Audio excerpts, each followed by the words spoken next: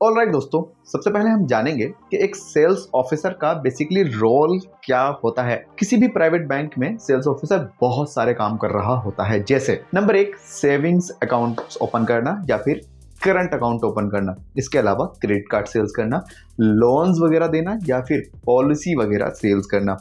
इस तरीके से सैकड़ों काम होते हैं। मैं डिस्क्रिप्शन में डाल दूंगा, आप चाहो तो उन सबको रीड कर सकते हो और समझ सकते हो कि एक सेल्स ऑफिसर क्या क्या काम करता है।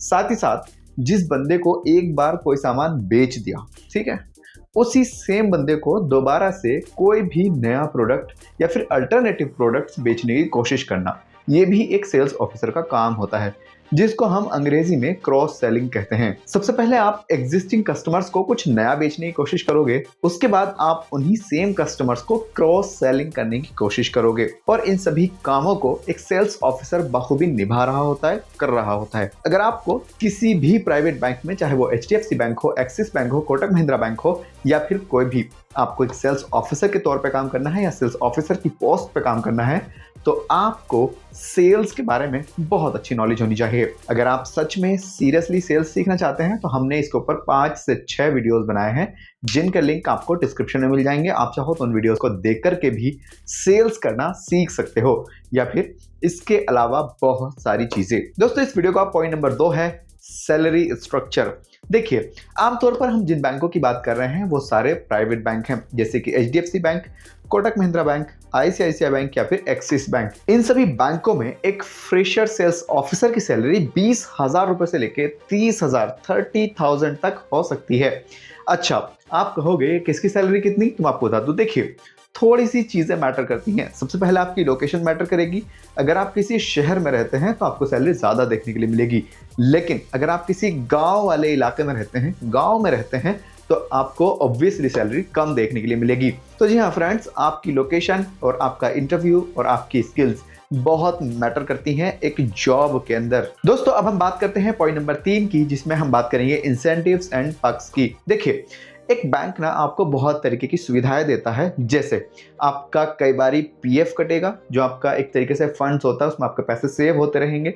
साथ ही साथ बहुत तरीके के आपको इंश्योरेंस प्रोवाइड कराता है। आप मान लो फील्ड में जा रहे हो, घूम रहे हो, सेल्स कर रहे हो, बाई चांस आपका कुछ हो जाता है, एक्सीडेंट एंड ऑल, तो आपको बैंक उसमें इंश्योरेंस देता है। साथ ही साथ इस तरीके की और भी सुविधाएं होती हैं, जैसे कई बार रेंट रूंट की बात कर लेते हैं, बिजली बिल की बात कर लेते हैं, आने जाने का जो खर्चा होता है उसकी बात भी कर लेते हैं। बहुत सारे बैंक ये चीज़ें ऑफर करते हैं और बहुत सारे बैंक ये सब चीज़ें ऑफर नहीं करते हैं। तो जब भी आपका इंटरव्यू हो तो अपने एग्जामिनर से, अपने HR से इन सभी चीज़ों के बारे में पूछ लेना। इसी का सेकंड पॉइंट है इंसेंटिव्स एंड बोनसेस। देखिए, बहुत सारे बैंक ना आपको इंसेंटिव्स एंड बोनसेस भी ऑफर करते हैं। जब आप अपने टारगेट्स को अचीव कर लेते हो या फिर टारगेट्स के आसपास पहुंच जाते हो, तो आपको क्वार्टरली, मंथली या ईयरली बहुत तरीके के इंसेंटिव्स एंड बोनसेस देखने के लिए मिलते हैं। ये इंसेंटिव्स 5,000 से लेके 60-70,000 रुपए तक जाते हैं। जैसे कि मैं एक छोटी सी पोस्ट की बात करूं, जिसे कासा कहते हैं, जिसमें आपको current account and saving accounts खोलने होते हैं। उसमें आपकी करंट सैलरी तो 20,000 रुपए होती है, लेकिन इंसेंटिव 60,000 तक होते हैं। आप चाहो तो 60,000 रुपए तक भी अर्न कर सकते हो, लेकिन उसके लिए आपको बहुत मेहनत, बहुत एफर्ट्स और बहुत लगन से काम करना पड़ेगा। दोस्तों, इस वीडियो में हमने 3 से 4 पॉइंट डिस्कस कर लिए, लेकिन अब हम समझते हैं कि सेल्स ऑफिसर को एक्चुअली में ग्रोथ कैसे मिलेगी या फिर उसकी ग्रोथ का स्ट्रक्चर क्या है। अगर आप 1 से 2 साल तक बढ़िया से मेहनत करते हो अपनी पोस्ट, जिसे हम सेल्स ऑफिसर कह रहे हैं, उसके ऊपर, और फिर आपके पास बहुत सारी चीज़ें आती हैं जिसे हम अचीवमेंट कहते हैं, अचीवमेंट के साथ साथ में एक्सपीरियंस भी है, तो अब आप जा सकते हो रिलेशनशिप मैनेजर पोस्ट के लिए, या फिर असिस्टेंट मैनेजर बनकर भी आप बैंक में सर्व कर सकते हो। देखिए, रिलेशनशिप मैनेजर का काम होता है बहुत तरीके के रिश्तों को बनाए रखना, नए नए क्लाइंट्स लेकर आना और उनके साथ भी नई चीज़ें शेयर करना।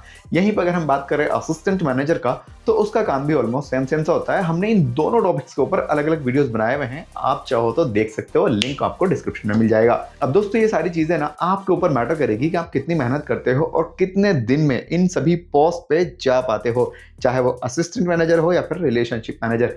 ये सारी चीजें आपके ऊपर मैटर करेंगी। मुझे आप कमेंट्स में बताना अभी आप कहां से ये वीडियो देख रहे हो और आपकी एक्चुअल में कौन सी पोस्ट फेवरेट है या फिर आपका वो ड्रीम जॉब हो सकता है, प्लीज कमेंट्स में लिखना। मेरा नाम जुनैद है। इस तरह के और भी वीडियोस देखना चाहते हो तो मुझे कमेंट्स में बता देना और चैनल को सब्सक्राइब भी कर लेना, बिकॉज ये बिल्कुल फ्री है। फिलहाल दोस्तों, इस वाले वीडियो में इतना ही है, and I will see you the next one.